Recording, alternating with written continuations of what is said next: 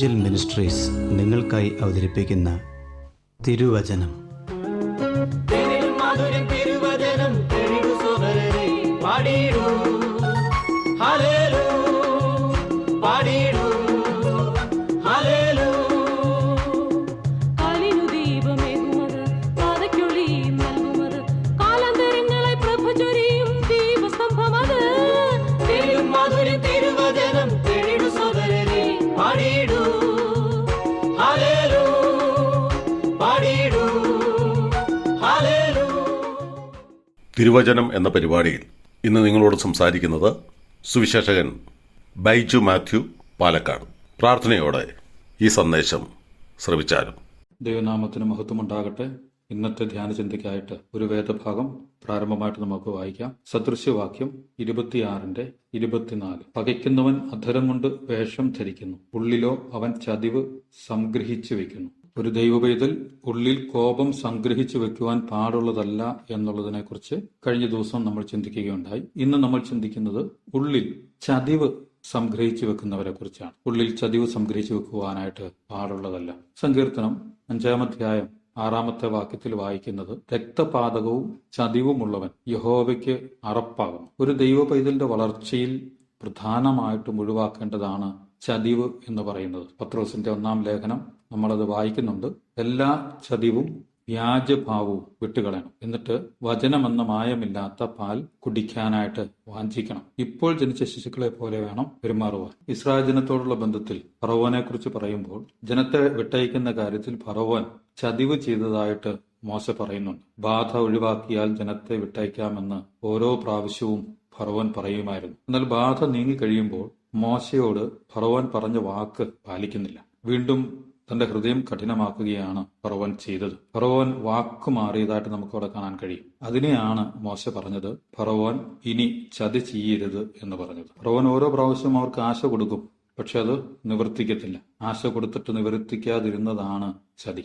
സാധനങ്ങൾ വാങ്ങാനായിട്ട് നമ്മൾ കടയിൽ പോയാൽ തൂക്കം കൃത്യമാണോ എന്ന് പരിശോധിക്കും. തൂക്കത്തിൽ എന്തെങ്കിലും കൃത്രിമം കണ്ടു കഴിഞ്ഞാൽ അവൻ ചതിച്ചു എന്ന് നമ്മൾ പറയാറുണ്ട്. തൂക്കത്തിൽ കൃത്യമായിട്ട് കാണിക്കാതിരിക്കുക, അല്ലെങ്കിൽ കൂലി കൊടുക്കാതിരിക്കുക, അങ്ങനെയൊക്കെ ചെയ്യുന്നത് ചതിയായിട്ടാണ് നമ്മൾ കണക്കാക്കുന്നത്. ചുരുക്കി പറഞ്ഞാൽ അർഹതപ്പെട്ടത് നൽകാതിരിക്കുന്നതും വാക്കുകൾ പാലിക്കാതിരിക്കുന്നതുമെല്ലാം ചതിയാണ് എന്ന് നമുക്ക് ചിന്തിക്കാനായിട്ട് കഴിയും. ഇങ്ങനൊരു കഥ ഞാൻ കേട്ടത് ഓർക്കുന്നു. വളരെ തണുപ്പുള്ള ഒരു മാസം, ധനികനായ ഒരു മനുഷ്യൻ ആ ദേശത്ത് വളരെ ദാനശീലനായിട്ട് ജീവിക്കുന്ന ആളായിരുന്നു. എല്ലാവരെയും സഹായിക്കുവാൻ സന്മനസ്സുള്ള ഒരു വ്യക്തി. ഈ വിവരം കേട്ട് ഒരു യാചകൻ ഈ ധനികന്റെ മാളിക മുറിയുടെ അടുക്കൽ വന്നു. വാതിൽക്കൽ മുട്ടി കൊട്ടാര സമാനമായ ആ മാളികയുടെ വാതില് അദ്ദേഹം തുറന്നു.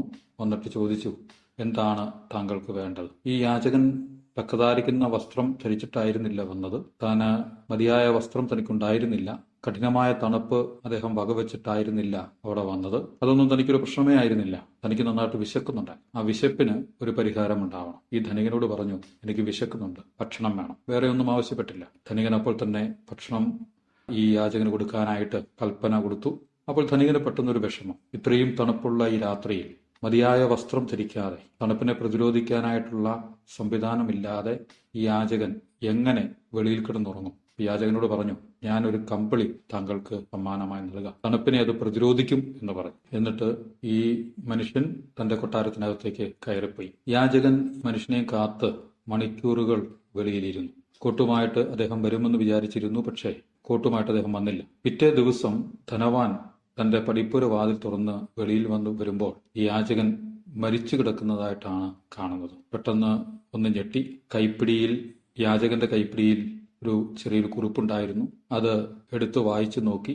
ധനവാൻ അപ്പോഴാണ് തന്റെ തെറ്റ് ബോധ്യമായത്. കോട്ട് തരാമെന്ന് പറഞ്ഞപ്പോൾ മുതൽ എനിക്ക് തണുക്കാൻ തുടങ്ങി. തണുപ്പിനെ എനിക്ക് പ്രതിരോധിക്കാനായിട്ട് ആ നിമിഷം മുതൽ സാധിക്കുമായിരുന്നില്ല.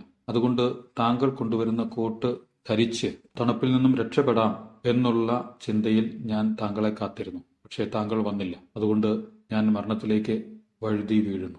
യഥാർത്ഥത്തിൽ കോട്ട് കൊടുക്കാമെന്ന് വാക്ക് പറഞ്ഞ നിമിഷം മുതൽ ഈ യാചകൻ ആ കോട്ടിന് അർഹതയുള്ളവനായിട്ട് മാറി. പക്ഷേ അത് നൽകിയില്ല എന്നുള്ള വലിയൊരു ചതി മറവി മൂലം ഇദ്ദേഹത്തിനുണ്ടായി എന്നുള്ളത് നാം ഓർക്കണം. വെറുതെ നമ്മൾ ആരെയും ഒന്നും വാക്കുകൾ പറഞ്ഞ് അല്ലെങ്കിൽ വാഗ്ദാനങ്ങൾ നൽകി ആശിപ്പിക്കുവാൻ പാടില്ല എന്ന് ഈ കഥയിൽ നിന്ന് നമുക്ക് മനസ്സിലാക്കുവാനായിട്ട് കഴിയും. യാക്കോബിന്റെ ലേഖനം വായിക്കുമ്പോൾ നമുക്ക് കാണാൻ കഴിയുന്നത് തന്നെത്താൻ ചതിക്കരുതെന്നാണ്.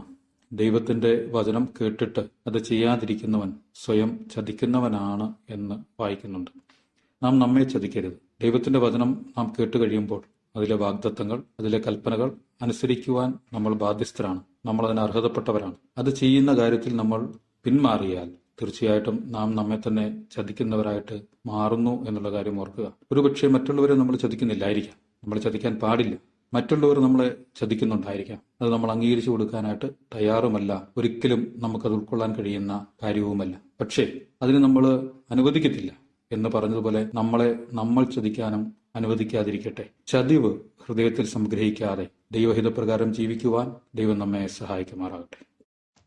ഈ സന്ദേശം ശ്രദ്ധിച്ച എല്ലാ പ്രിയപ്പെട്ടവർക്കും കർത്തൃനാമത്തിൽ നന്ദി.